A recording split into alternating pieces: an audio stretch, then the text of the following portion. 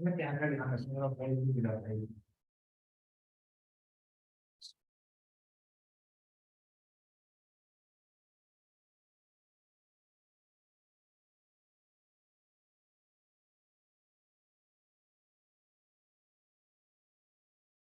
ID change हुई है online class की, देख लोगे ना एक बार। ऑनलाइन क्लास की आईडी चेंज हुई है।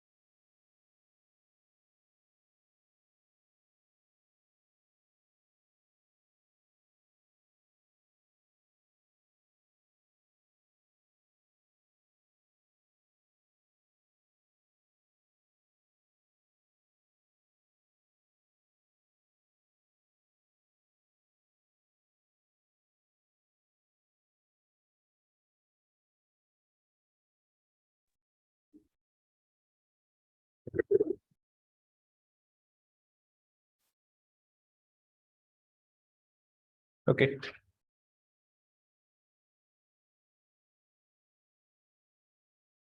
तो कल हमने स्टार्ट किया था आपका topic salient features of Indian constitution.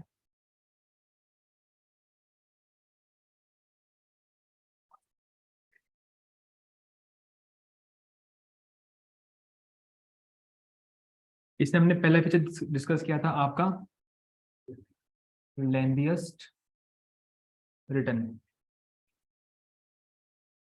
दूसरा blend of rigidity and flexibility.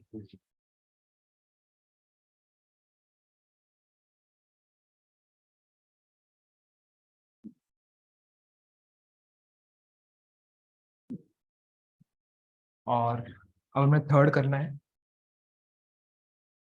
एक बार ग्रुप में करोगे मैसेज अपने, मॉर्निंग इवनिंग दोनों ही, क्लास ज्वाइन करो।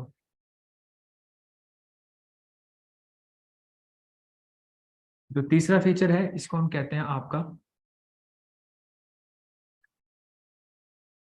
Parliamentary form of government.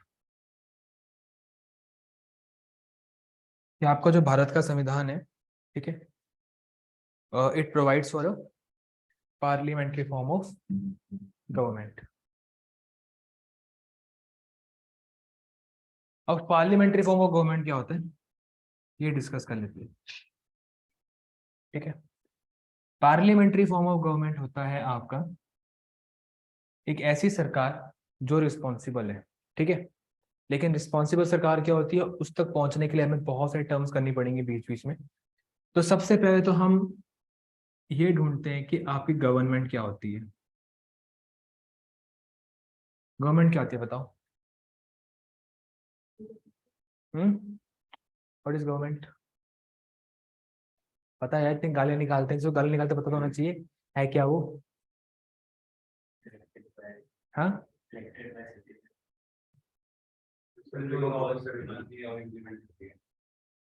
तो कहीं ना कहीं आपकी काम करती है, ठीक है। लॉ बनाना, लॉज को इम्प्लीमेंट करना, ठीक है। तो गवर्नमेंट ना आपकी तीन चार प्रकार की हो सकती है। जैसे एक होती है आपकी मोनार्कियल गवर्नमेंट, जहां पे हर काम करता है आपका एक व्यक्ति, इसको हम कहते हैं रूल ऑफ वन। फिर एक आती है आपकी ओलिगैर्की गवर्नमेंट,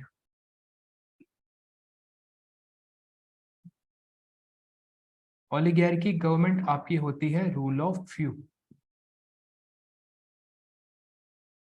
यानी कि ग्रुप ऑफ पीपल रूल करते हैं। ठीक है, अगर हम बात करें मोनार्कियल गवर्नमेंट की, तो आज है कोई आपके मोनार्कियल गवर्नमेंट? चाइना में राजा है वो? हाँ, यूक्रेन? हाँ, है वहां पे रानी, पर काम कुछ नहीं है उसका। सॉरी, राजा हो गया ना आजकल तो। सर कुछ छोटी कंट्रीज है और नाम नहीं याद आ रहा। हाँ, कुछ कंट्रीज है अभी छोटी है। अच्छा, है नहीं ना, इसलिए याद नहीं आ रहा। नहीं सर, एक दो है उसका meeting। तो देखो, आपकी जो गवर्नमेंट, जो हमारा थर्ड फीचर मैंने स्टार्ट किया, वो क्या है? Parliamentary form of government. Government आपकी बहुत प्रकार की हो सकती है। पहली होती है आपकी मोनार्कियल गवर्नमेंट, जहाँ पे आपका एक व्यक्ति रूल करता है, जिसको हम हिंदी में कहते हैं राजतंत्र। ठीक है, जहाँ पे राजा का रूल होता है, आपका राजतंत्र। ठीक है, तो राजतंत्र में आपका एक व्यक्ति रूल करता है। और अगर हम सही मायने में देखें, तो आपको इस समय दुनिया में कोई भी राजतंत्र देखने को नहीं मिलेगा। नहीं, वो ओलिगार्की कह सकते हो, उसमें एक सुल्तान थोड़ी है, बहुत सारे हैं आपके। अगर हम बात करते हैं, एक तो देयर आर मैनी सुल्तान। ठीक है, तो मोनार्कियल फॉर्म ऑफ गवर्नमेंट क्या होता है आपका? जहाँ पे एक व्यक्ति का रूल होता है, आपको अक्सर देखने को नहीं मिलता। लेकिन अगर हम बात करें राजा अशोका, राजा चंद्रगुप्त, राजा समुद्रगुप्त, अकबर, ठीक है, महाराणा प्रताप, ये सब कौन थे आपके? ये सब आपके राजा थे। तो वहां पे पूरे के पूरे राज्य को एक ही व्यक्ति चलाया करता था। देखो, सरकार का काम क्या होता है? सरकार का काम होता है लॉ मेकिंग। ठीक है, दूसरा होता है लॉज की इम्प्लीमेंटेशन, और तीसरा होता है आपका जस्टिस। ठीक है, तो जब तीनों के तीनों काम एक ही व्यक्ति के हाथ में होते हैं, उसको क्या कहते हैं हम? आपका मोनार्कियल गवर्नमेंट। जब ये पावर्स कुछ लोगों के बीच में बटी होती है, कुछ लोगों के बीच में बटी होती है, तो उसको हम कहते हैं आपका ओलिगार्की गवर्नमेंट। इसके एग्जाम्पल था आपका एंशियंट रोम। क्या एग्जाम्पल था इसका? एंशियंट रोम। ठीक है, इसके अलावा आपका एंशियंट इंडिया में भी कुछ एग्जाम्पल्स हैं आपके। एंशियंट इंडिया में भी कुछ एग्जाम्पल हैं आपके। जैसे एक था आपका वज्जी। आपकी एक जगह हुआ करती थी पहले, वज्जी। ठीक है, फिर एक आप कह सकते हो लिच्छवीज। लिच्छवीज आपके नेपाल के पास रहते थे, वो भी आपके ओलिगैर्क्स हुआ करते थे। इसके अलावा आपके हुआ करते थे शाक्यास। शाक्यास वही क्लैन है आपका जिसमें से आपके गौतम बुद्ध बिलोंग करते हैं। तो शाक्यास हो गए, वज्जी हो गए, ये सब कौन थे आपके? ओलिगैर्की हुआ करते थे। ठीक है, लेकिन ओलिगैर्की भी आजकल इतनी प्रेवलेंट नहीं है। आपका सबसे ज्यादा प्रेवलेंट जो है आपकी, वो कौन है आपकी? डेमोक्रेसी। डेमोक्रेसी क्या होता है? डेमोक्रेसी होता है आपका रूल ऑफ पीपल, यानी कि लोकतंत्र। रूल ऑफ पीपल, ठीक है, या रूल ऑफ मैनी, ये होता है आपका democracy. And this is hashtag most popular. आपको हर कंट्री में क्या देखने को मिलेगी? डेमोक्रेसी। अब लॉ मेकिंग, लॉ इम्प्लीमेंटेशन और जस्टिस, तीनों तीनों किसके हाथ में है? लोगों के हाथ में है। That is we call democracy as the government for the people, of the people, by the people. लोगों के लिए, लोगों द्वारा, लोगों के लिए। ठीक है, देन तो ये जो आपका डेमोक्रेसी होती है, सबसे मोस्ट पॉपुलर सिस्टम है। इसमें आपके रूल ऑफ मैनी होता है, रूल ऑफ मैनी। ठीक है, अब ये हो सकती है डायरेक्ट और इनडायरेक्ट। आपकी डेमोक्रेसी हो सकती है, ये भी क्या हो सकती है? डायरेक्ट और इनडायरेक्ट। अब डायरेक्ट में क्या होता है कि आपने कोई गोला फेंकना चाइना के ऊपर, लोगों से पूछ लिया फेंक दे, लोगों ने दबाया हाँ तो फेंक दिया। ठीक है, ये हो गई आपकी डायरेक्ट डेमोक्रेसी कि लोगों से पूछ लिया कश्मीर दे दें पाकिस्तान को, लोगों ने कहा हाँ दे दो, दे दिया। ठीक है, लेकिन इनडायरेक्ट क्या होती है?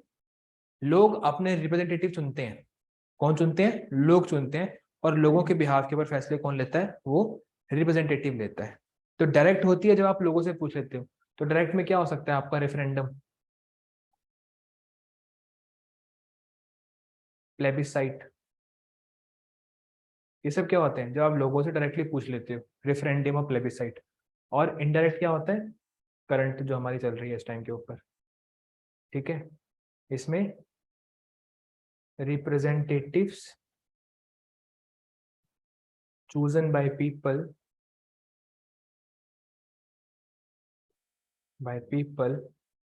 choose for people, ठीक है। इसमें क्या होता है, डायरेक्ट डिसीजन मेकिंग बाय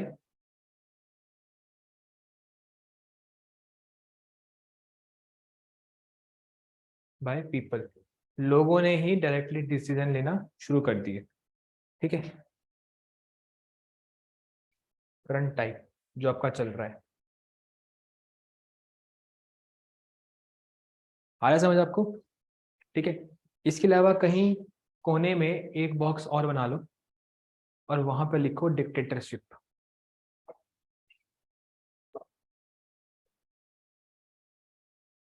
ये क्या होता है आपका, रूल ऑफ मिलिट्री। जब आपकी मिलिट्री टेक ओवर कर लेती है आपकी सरकार के ऊपर और हर फैसले आपके आर्मी कमांडर्स लेते हैं, तो क्या कहते हैं उसको हम, डिक्टेटरशिप, ठीक है। तो dictatorship is also type of government, ठीक है। इस समय कहाँ पे आपके ये सिस्टम ऑफ गवर्नमेंट, 3 जगह करंटली जो चल रहा है आपका, चाइना में नहीं है यार, म्यांमार, ठीक है। One is your Myanmar. Myanmar की आर्मी ने वहाँ की जो प्राइम मिनिस्टर हुआ करती थी उसको हटा दिया, टेक ओवर कर लिया। एक हो गया आपका म्यांमार। सबसे फेमस अपना वो हैंडसम बॉय, भूल गए तुम लोग, हाँ किम जोंग, वो यही तो है हैंडसम बॉय अपना, ठीक है। और तीसरा चल रहा है इस टाइम पे सूडान, ठीक है। तो पता होना चाहिए कहाँ कहाँ पे है जब आपके मिलिट्री टेक ओवर, और नया होने वाला है पाकिस्तान, ठीक है। तो 4 एग्जाम्पल हम ले सकते हैं, लेकिन वो ले लेंगे हम 4-5 महीने बाद। Army is going to take over very soon, ठीक है। कार्तिक राणा समझ आ रहा है, यस सर। ठीक है। तो ये सब हमने लिख लिया। देखो हमारा मेन कंसर्न क्या है, डेमोक्रेसी।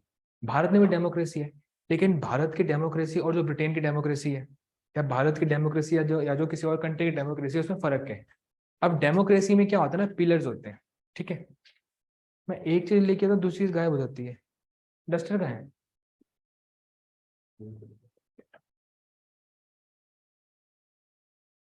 कौन टीचर डस्टर बाहर लेके जाता है, 1 मिनट आया बस, ठीक है। अरे यार, ऐसे क्या क्या बोल दिया आपके सर के बारे में।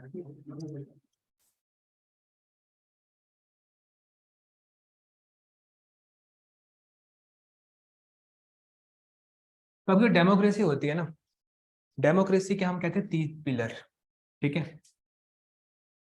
3 pillars of democracy.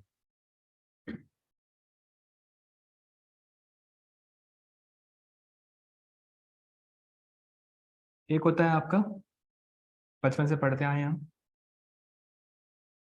Legislative, executive and judiciary.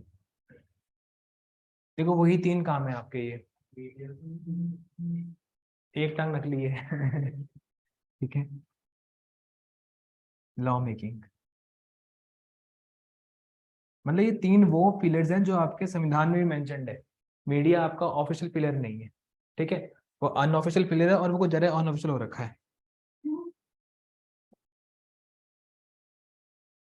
Law making, दूसरा होता है आपका laws execution and implementation.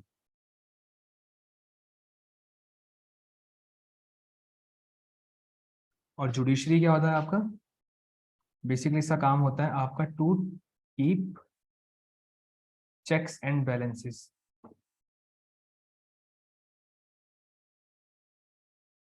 To keep checks and balances, ठीक है।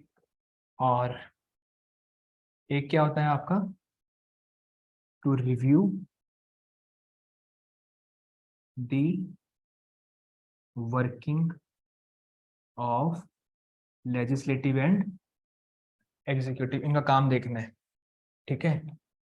और अगला क्या होता है?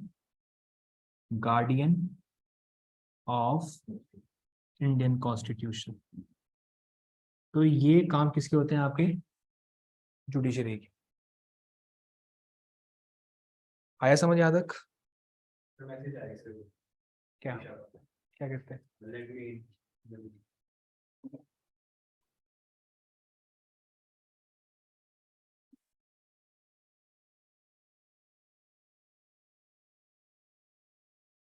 ठीक है, तो basically we have three pillars, one is your legislative, one is your executive and one is your judiciary. क्या करता है लेजिस्लेटिव? आपका लॉ बनाता है, एग्जीक्यूटिव उन्हीं को लागू करता है और जुडिशरी इनके ऊपर नजर रखता है। ठीक है, हालांकि आपका एक फोर्थ पिलर भी है, there is a fourth pillar as well. वो फोर्थ पिलर क्या करता है आपका? क्या है मतलब पहले है क्या आपका फोर्थ पिलर? मीडिया। ठीक है, अब होता क्या है कि अगर संविधान में आपको पावर दी गई है तो पावर के ऊपर कोई ना कोई रेस्ट्रिक्शन भी लगाई गई है, लेकिन क्या आप उस रेस्ट्रिक्शन के ऊपर नजर रखते हो कि नहीं रखते हो? आप उसका पालन करते हो कि नहीं करते हो? ठीक है, सपोज आपको बोला कि आपने लड़ाई लड़नी है, ठीक है, लेकिन आपने बॉर्डर क्रॉस नहीं करना है। ठीक है, जैसे आर्मी का रूल यही होता है कि लड़ो, ठीक है, लेकिन बॉर्डर क्रॉस नहीं करना क्योंकि बड़ा ही मुद्दा हो जाएगा। तो इनको भी पावर दी गई है, लोगों की सेवा करो, ठीक है, कहीं ना कहीं लोगों को पनिश भी करो, लेकिन एक हद तक, उसके बाहर तुम नहीं जा सकते। लेकिन उसका देखने के लिए तो कोई ना कोई चाहिए ना आपका, यूएन। तो कहीं ना कहीं वॉच डॉग्स होते हैं आपके बहुत सारे, ठीक है, कि लेजिस्लेटिव को पावर दे दी लॉ बनाने की, कैसा लॉ बना रहे हैं, एग्जीक्यूटिव भी उसको एग्जीक्यूट करने के लिए किसी भी हद तक जा सकती है, लेकिन अगर ये अपना काम कर रहे हैं कि नहीं कर रहे हैं, या अपना काम की हदें पार कर दे रहे हैं, गलत वे में कह रहा हूं मैं, ठीक है, तो कौन चेक करेगा? आपका जुडिशरी। कभी कभी क्या होता है ना कि हर एक सरकार में, कभी कभी नहीं, हर एक सरकार में अगर आपकी डेमोक्रेसी है तो जुडिशरी को ना इन दोनों से अलग रखा जाता है। कैसे अलग रखा जाता है आपका? कि जितने भी जज होंगे उनको ये अपॉइंट नहीं करेंगे, ठीक है, जजों का अपना सिस्टम होता है अपॉइंटमेंट का। जजों की सैलरी ये निर्धारित नहीं करेंगे, जजों को ये रिमूव नहीं कर सकते आसानी से। इससे क्या होता है? इनको इंडिपेंडेंस मिलती है। देश में हर एक फैसला ये लेंगे, लेकिन जजों के रिगार्डिंग और जुडिशरी के रिगार्डिंग ये फैसला नहीं ले सकते। सपोज किसी जज ने कोई फैसला सुना दिया, ठीक है, उस फैसले को आप देश के संसद में डिस्कस नहीं कर सकते, करोगे सिया कंटेम्प्ट ऑफ कोर्ट है, जेल है 10 साल की। ठीक है, आप कोर्ट के फैसले को डिस्कस नहीं कर सकते, उसकी आलोचना नहीं कर सकते। हालांकि ये चीज गलत भी है, ठीक है, लेकिन कहीं ना कहीं क्यों बनाया गया? ताकि आपका जुडिशरी इंडिपेंडेंट रह सके, ताकि इनको डर ना लगे इनसे। ठीक है, जैसे अभी थोड़ा बहुत हम कह रहे हैं कि ऑलमोस्ट सारी सारी जितनी संस्थाएं आपकी वो बिक चुकी हैं, लेकिन जुडिशरी अभी भी जिंदा है, हल्की हल्की। ठीक है, तो वो इसलिए क्योंकि ये कभी कभी इनको फटकार लगा देते हैं। जैसे कोविड में डेथ हुई थी तो जुडिशरी ने पूरे गले निकालती, काम क्यों नहीं कर रहे अपना तुम लोग? ठीक है, वैक्सीन में कुछ ना कुछ इन्होंने छुपाया हुआ, कुछ ना कुछ, तो उन्होंने फिर फटकार लगाया, तुम्हें छुपाया क्यों? तो बेसिकली जुडिशरी इनका काम देखता है और लोगों के सामने इसको एक्सपोज करता है। कभी कभी क्या होता है, ये लोग दोस्ती बना लेते हैं आपस में, ठीक है, और अगर जुडिशरी भी इनकी आलोचना नहीं करेगा तो जनता तक कैसे पहुंचेगी खबर ये अपना काम सही कर रहे हैं कि नहीं कर रहे हैं? ठीक है, वो काम किसका है? क्योंकि इन लोगों को चुनना किसने? इन लोगों को चुनना सरकार ने।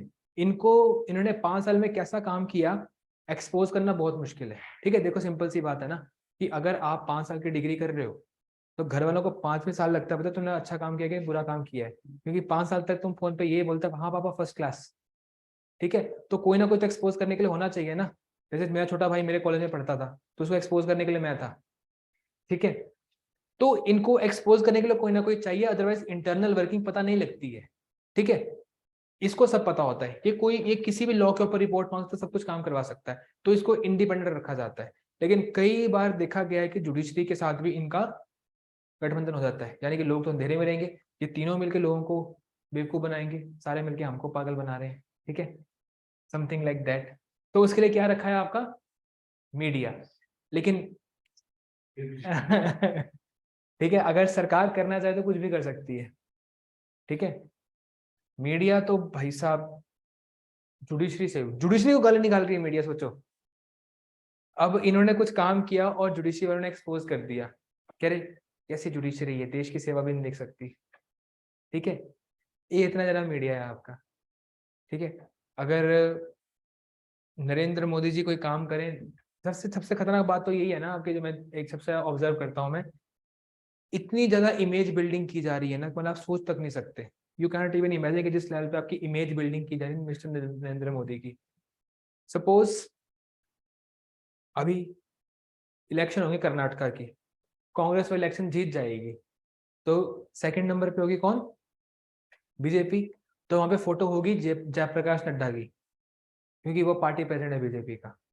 ठीक है, थोड़े समय बाद आपकी इलेक्शन होगी लोकसभा की, वहां बीजेपी जीत जाएगी, तो वहां किसका हाथ होगा ऐसे करते हुए? नरेंद्र मोदी का। थोड़ा टाइम बाद त्रिपुरा में इलेक्शन होगी, वहां भी विप्लव देव जीत जाएगा बीजेपी का। ठीक है, तो वहां भी किसकी फोटो होगी? नरेंद्र मोदी की। ठीक है, फिर इलेक्शन होगी केरला में, वहां बीजेपी हार जाएगी, तो वहां फोटो किसकी होगी? नड्डा की। मोदी को कभी सेकंड दिखाई नहीं सकते, ये रूल्स है। ठीक है, तो मीडिया तो इस लेवल की है। हालांकि हमें बात नहीं करनी, हमें बात करनी है सिर्फ 3 पिलर्स के ऊपर, but we should be aware. ठीक है, तो आपका ना एसएसबी में टॉपिक है बड़ा फेमस ये। ठीक है, the fourth pillar of democracy, the Indian media. 3 minute तक, मैं चाहूँ 10 मिनट तक बोल सकता हूँ इसके ऊपर। ठीक है, समझ गए इस चीज को? ओके। अब आपको मैंने बताया कि हर एक डेमोक्रेसी में जुडिशरी आपकी अलग रहती है। ये मानते हो कि in every form of democracy judiciary will be independent. Independent कैसे रहेगी, हम इसको एक अलग फीचर में 5th नंबर में डिस्कस करेंगे, 4th में कुछ और डिस्कस करना है हमने। लेकिन अभी समझो कि ये जो लेजिस्लेटिव और एग्जीक्यूटिव है ना, इनमें जो रिलेशनशिप होता है उसके बेसिस के ऊपर हम बोलते हैं कि आपकी जो सरकार है वो पार्लियामेंट्री है कि प्रेसिडेंशियल है। ठीक है, your government can be parliamentary, your government can be presidential, याद रखना। ठीक है, अब इमेजिन करो कि अगर इंडिया और अमेरिका कोई डॉक्यूमेंट साइन कर रहा है, तो उनका बाइडेन आएगा, कौन सी पोस्ट पे है वो? प्रेसिडेंट। ठीक है, और हमारे कौन जाएंगे? Narendra Modi, he is prime minister. तो इसका मतलब ये है कि दोनों डेमोक्रेसी हैं, लेकिन वहां पे हेड प्रेसिडेंट है, यहाँ पे हेड आपका प्राइम मिनिस्टर है। यानी कि सिर्फ पोस्ट का फर्क थोड़ी है, कुछ ना कुछ काम का भी फर्क होगा आपका।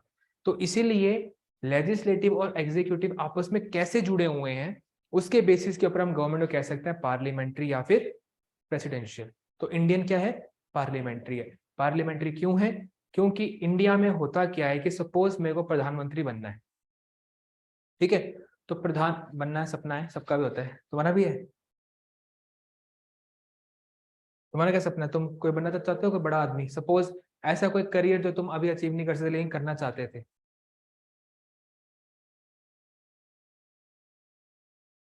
जैसे, हाँ, करना तो चाहते थे, आप अभी नहीं कर सकते। जैसे मैं साइंटिस्ट बनना चाहता था, फिर मैंने आर्ट्स ले ली। पायलट, कुछ भी नहीं। क्रिकेटर, मेरा भी क्रिकेटर था वैसे तो, बट बोलने में शर्म आती है। I wanted to open with Virender Sehwag. ठीक है, ये सपना मैं तब हुआ जब मैंने मूवी देखी थी, वो चेन कुली की मेन कुली। वरुण भाई के साथ बैटिंग करनी है। ठीक है, तो ये जो आपका सिस्टम है, एग्जीक्यूटिव में लोग लॉ बनाते हैं, लेजिस्लेटिव में लोग सॉरी एग्जीक्यूट करते हैं, यहाँ पे लोग पे लॉ बनाते हैं। देखो, इंडिया में लॉ कौन बनाता है? एमपी, मेंबर ऑफ पार्लियामेंट जो होते हैं क्या करते हैं? लॉ बनाते हैं। उन मेंबर ऑफ पार्लियामेंट में ही कुछ लोगों को एक पोस्ट दी जाती है जिसको हम कहते हैं मंत्री पद, यानी कि मिनिस्ट्रियल पोस्ट। जैसे prime minister, home minister, finance minister, transport minister, communication minister, rural development minister. ठीक है, डिफेंस मिनिस्टर, होम मिनिस्टर, देखा आपने पोस्ट होती है ना। बेसिकली क्या होता है, जितने भी आपके देश में लोग लॉ बनाते हैं वो क्या होते हैं? आपके मेंबर ऑफ पार्लियामेंट। स्टेट में कौन होते हैं? एमएलए। लॉ मेकिंग सेंटर में करता है एमपी, स्टेट में करता है एमएलए। अब इन्हीं में से कुछ लोग होंगे जो इन लॉ को लागू करेंगे। देखो, लॉ क्या होगा, जब लॉ बनेगा ना, उसमें कांग्रेस बीजेपी सब मिलकर नियम बनाएगी, लेकिन क्योंकि सरकार बीजेपी की है तो लागू कौन करेगी? बीजेपी। तो executive is basically the government. Executive is the government जो इन कामों को एक्चुअल में करेगी। तो आपका जो एग्जीक्यूटिव में कौन आते हैं? आपके मिनिस्टर्स आते हैं। कभी कभी क्या होता है कि आपके ना दो ग्रुप बढ़ जाते हैं, दो ग्रुप बढ़ जाते हैं कि लॉ बनाने वाला ग्रुप अलग है और लॉ इंप्लीमेंट करने वाला ग्रुप अलग है। जैसे कि आपका प्रेसिडेंट ऑफ अमेरिका, जब हम बात करते हैं प्रेसिडेंशियल सिस्टम की, तो वहां पे लॉ कौन बनाएगा? American senate. इलेक्शन होगी, वहां पे सेनेटर्स आएंगे, और वो जो जितने आपके सेनेटर्स वगैरह होंगे, ठीक है, वो लॉ बनाएंगे।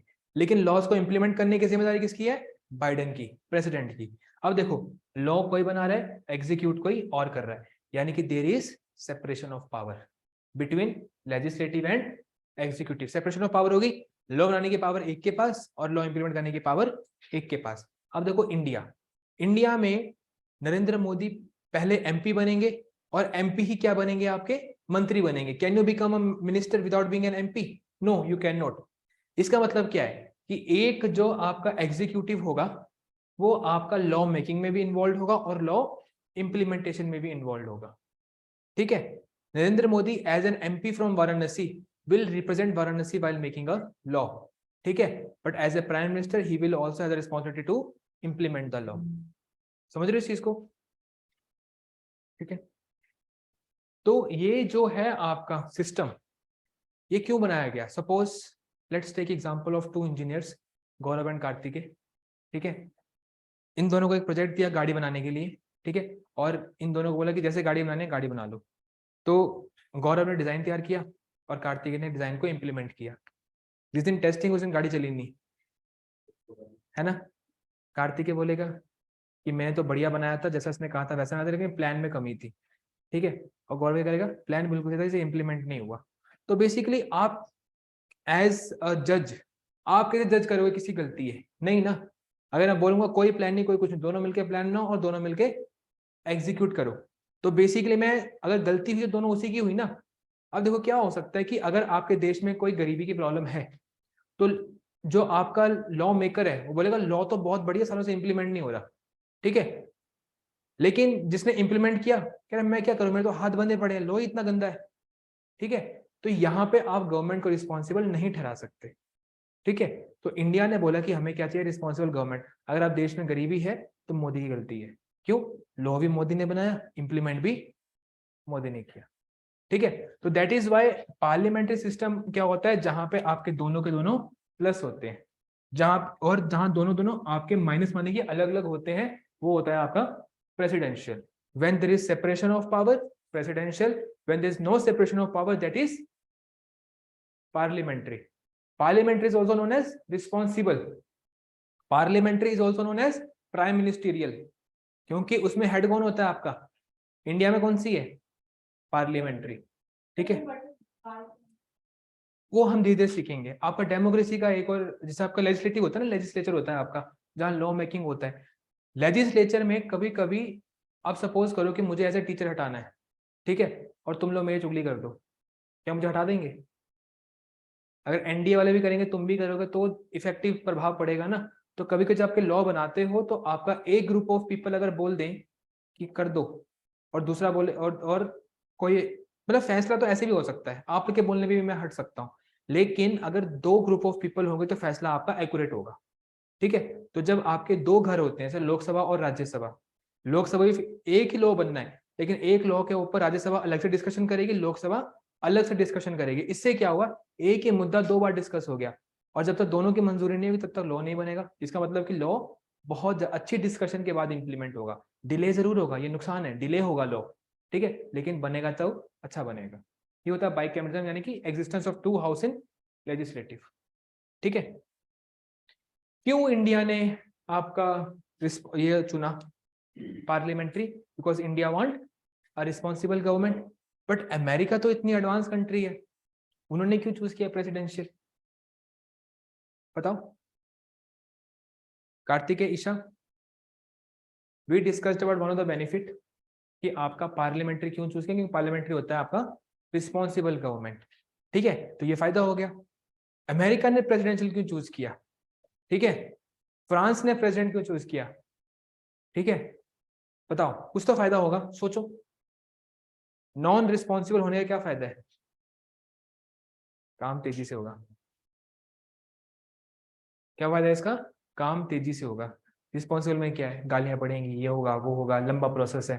ठीक है, काम डिले होगा। लेकिन इन अ प्रेसिडेंशियल सिस्टम काम बहुत आपका तेजी से होगा, और कई जगह के ऊपर आपका प्रेसिडेंशियल सिस्टम बहुत ज्यादा इफेक्टिव होता है।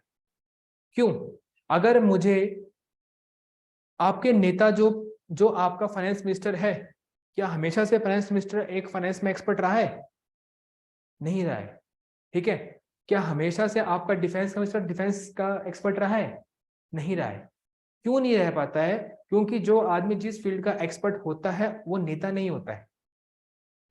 कई बार इत्तेफाक बन जाता है कि नेता बना देते हैं उसको, ठीक है। यही होता है कि जब हम आते हैं ना पार्लियामेंट्री सिस्टम में, तो किसी एक आदमी को एग्जीक्यूटिव बनने के लिए पहले किसका पार्ट बनना पड़ेगा? लेजिस्लेटिव का। और हर आदमी लेजिस्लेटिव में चुने जाने लायक नहीं होता।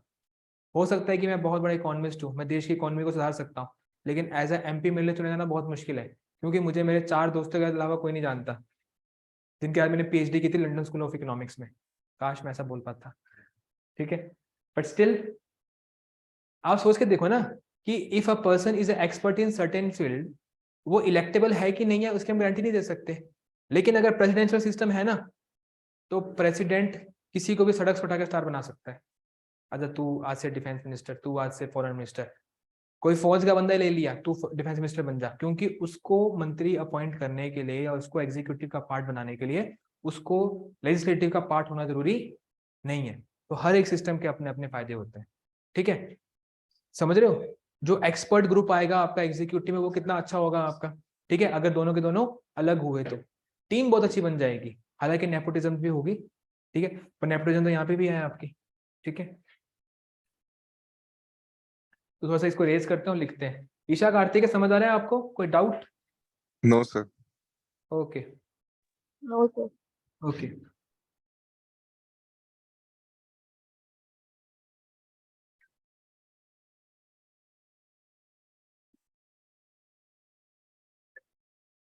अब पार्लियामेंट्री हम लिख लेते हैं। इसमें हम लिखते हैं no separation of power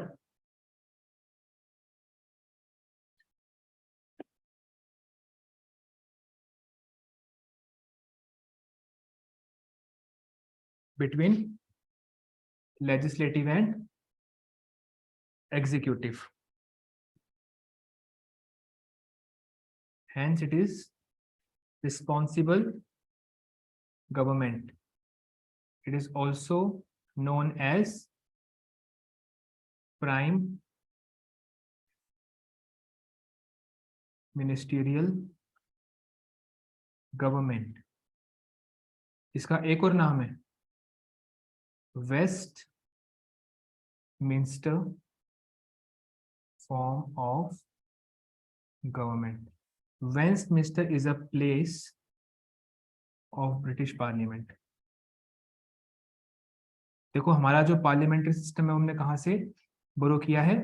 Britain से। ब्रिटेन ने हमें सिखाया कि गवर्नमेंट ऐसी होनी चाहिए, प्रधानमंत्री होना चाहिए, उसके फिर कुछ मंत्री फ्रेंड होने चाहिए, ठीक है। तो दुनिया को जो पार्लियामेंट्री फॉर्म ऑफ गवर्नमेंट है, it is the gift of Britishers. तो सबसे पहला आपका prime parliamentary form of government कब बनी थी? वेस्टमिंस्टर में बनी थी आपकी, जहां पे इस समय आपका ब्रिटिश पार्लियामेंट है। तो इसलिए हम क्या कहते हैं, आपका वेस्टमिंस्टर फॉर्म ऑफ गवर्नमेंट भी कहते हैं। अंडरस्टूड?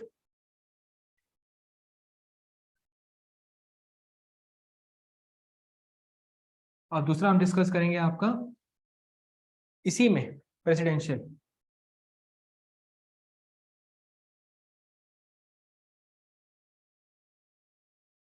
प्रेसिडेंशियल में आप लिखोगे सेपरेशन ऑफ पावर बिटवीन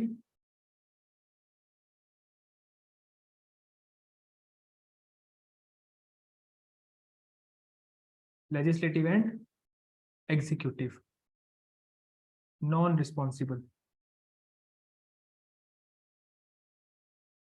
ठीक है। जब तक मैं पानी पी के आ रहा हूं तब तक तुम लोग लिखो 5 एग्जाम्पल ऑफ कंट्रीज जो आपकी प्रेसिडेंशियल और पार्लियामेंट्री है।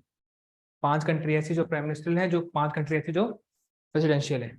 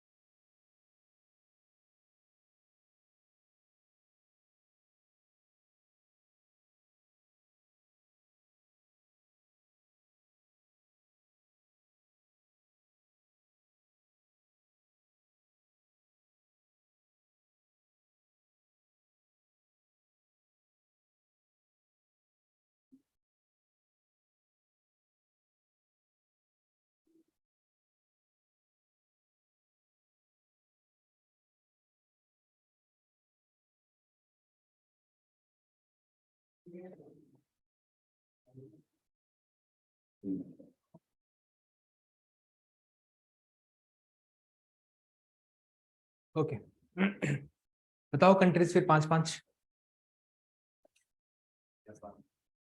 है। इंडिया, पाकिस्तान, बांग्लादेश, क्या है ये? अच्छा, और ब्रिटेन पार्लियामेंट्री, यहाँ तो लिखा ही हुआ था ये तो। और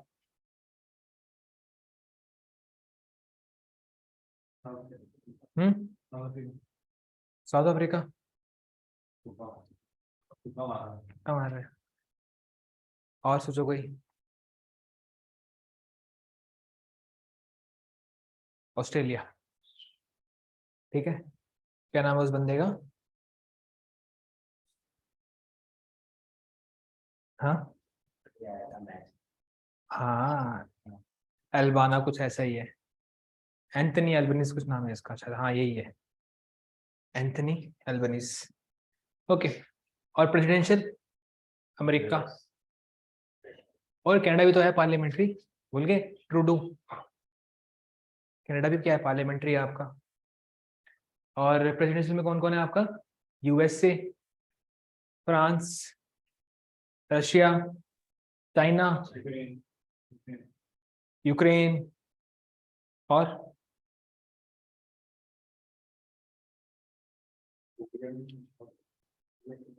पता नहीं यार। हाँ? पार्लियामेंट्री में जापान भी तो है आपका, किशीडा।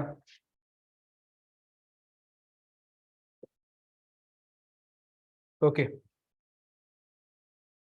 डन, ठीक है।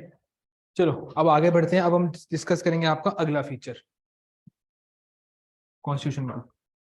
तो जब जब हम वर्ड इस्तेमाल करेंगे ना पार्लियामेंट्री, तो आपको पता होना चाहिए पार्लियामेंट्री होता क्या है। चौथा हम डिस्कस करेंगे federal form of government.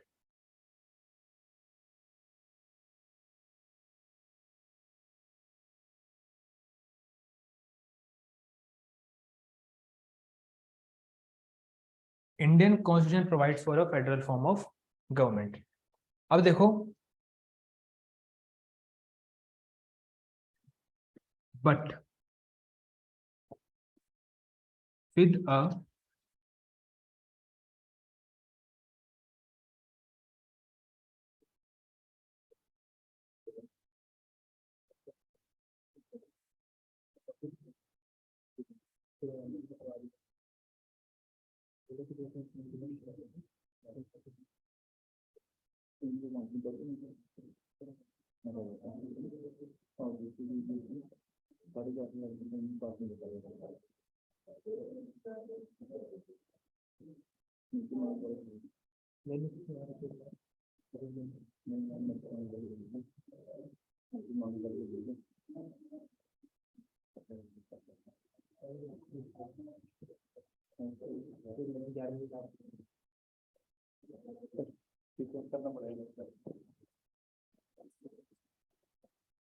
But with a unitary बायस, ठीक है।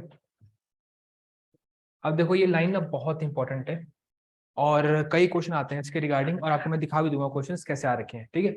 जब भी आपका पहला टेस्ट होगा पॉलिटी का, which will be within a week only, ठीक है। कल तो टेस्ट आपका किसका है? इकोनॉमिक्स का, ठीक है। तो होपफुली आप लोग पढ़ रहे होंगे चीज़ों को, क्योंकि मैं तो अच्छे से पढ़ रहा हूँ, ठीक है। जब से मेरे 4 क्वेश्चन आए तब से तो मैं हवा में हूँ, पता क्यों? मैं नीचे उतर ही नहीं रहा। फेडरल फॉर्म ऑफ गवर्नमेंट जो आपका होता है, ठीक है। फेडरल फॉर्म ऑफ गवर्नमेंट का मतलब है, देखो एक होता है आपका प्योर, यहाँ ले लेते हम कि एज्यूम करते हैं कि इंडिया एक प्योर फेडरल गवर्नमेंट है, एज्यूम कर लेते हैं, ठीक है। प्योर फेडरल में क्या होता है? Division of power,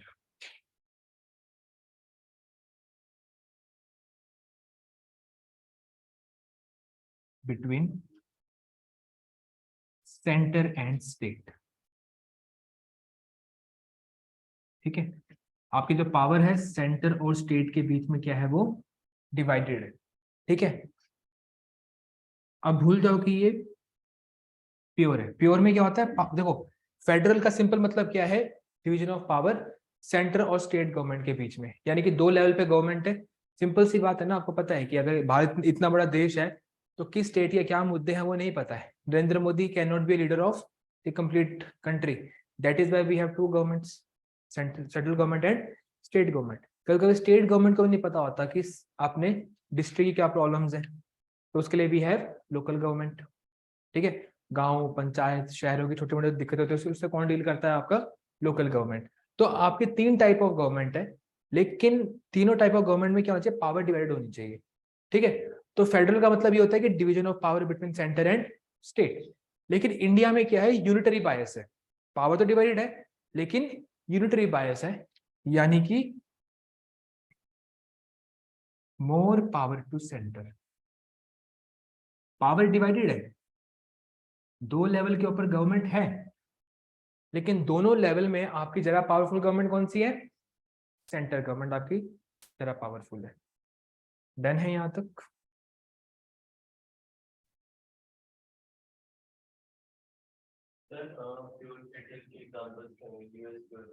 yes, US is pure federal. ठीक है, if out of 50 states of US वहां एक कहे कि मैं आज से यूएस का पार्ट नहीं हूं, तो कल से वो यूएस का पार्ट नहीं है, इतनी जरा वो है। और अगर आज पंजाब कहे मैं भारत का हिस्सा नहीं हूं, कल से यूएपीए एनएसए, ठीक है, बीएसएफ सारी आ जाएंगी यहाँ पे। ठीक है, तो वही है ना कि यहाँ पे जरा पावरफुल कौन है? सेंटर है। यूएसए आपका प्योर फेडरल है, बिल्कुल सही कहा आपने। वहां की स्टेट अपनी कंट्री से अलग हो सकती है, लेकिन यहाँ की कोई स्टेट बस बात कर दे एक बार, ठीक है, आ जाएगा अमित शाह प्रेसिडेंट रूल लेके बहुत जल्दी। ठीक है, अब कुछ एग्जाम्पल्स हैं जिससे हमें लगा पता, क्योंकि कहीं पे हमारे संविधान में कहीं पे फेडरल वर्ड लिखा भी नहीं है, लेकिन मैं बोल रहा हूँ कि इंडिया फेडरल है। कहीं पे ये भी नहीं लिखा हुआ है कि इंडिया का फेडरल यूनिटरी बायस है, ये भी मैं खुद लिख रहा हूँ। इसका मतलब ये है कि आपका जो ये सिस्टम है ना, डिफाइंड नहीं है। भारत के पूरे संविधान में फेडरल वर्ड है ही नहीं, भारत के पूरे संविधान में यूनिटरी वर्ड भी नहीं है। ठीक है, एग्जाम में आपको एक और चीज देखने को मिलेगी इसी लाइन का, देखो इसी लाइन का एक और मतलब निकलता है जो एग्जाम में पूछी जाती है, क्वासी फेडरल।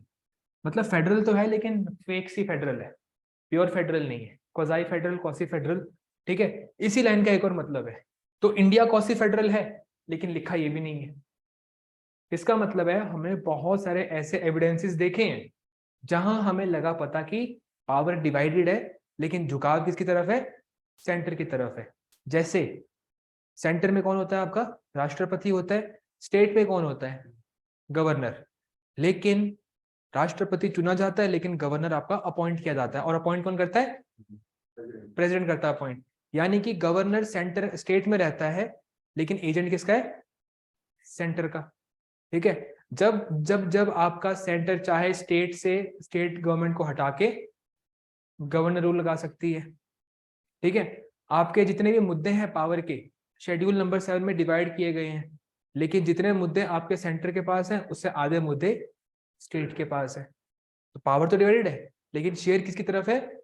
सेंटर की तरफ है आपका। ठीक है, स्टेट के पास भी पावर है लेकिन एज कम्पेयर टू सेंटर कम पावर है। सेंटर जब चाहे स्टेट के ऊपर ओवर पावर कर सकता है। ठीक है, तो we will discuss about this examples, ठीक है, इन टुमारोज क्लास। ठीक है, there is national emergency, state emergency, बहुत सारे एग्जांपल्स हैं जिससे हमें लगता है पता कि आपका फेडरल गवर्नमेंट है लेकिन झुकाव किसी तरफ है। क्या फेडरल वर्ड कहीं लिखा गया है? क्या यूनिटरी वर्ड लिखा गया है? कौन सी फेडरल लिखा गया? नहीं लिखा गया, ये हमारी अंडरस्टैंडिंग है, हमें लिखा गया है। क्वेश्चन आपके यही आते हैं। ठीक है, the constitution of India defines India as, example में क्या होगा? ऑप्शन में क्या होगा? फेडरल फॉर्म ऑफ गवर्नमेंट, और एक कौसी फेडरल। आप क्या टिक मारोगे? कौसी फेडरल लिखा तो कहीं पे भी नहीं है, तो नीचे लिखा होगा यूनियन ऑफ स्टेट्स। तो union of states is the word used by Indian constitution. अब यूनियन ऑफ स्टेट्स का वर्ड ही नहीं है एक्चुअली में देखा जाए तो। ठीक है, अगर यूनियन है तो स्टेट नहीं आना चाहिए, स्टेट है तो यूनियन नहीं आना चाहिए।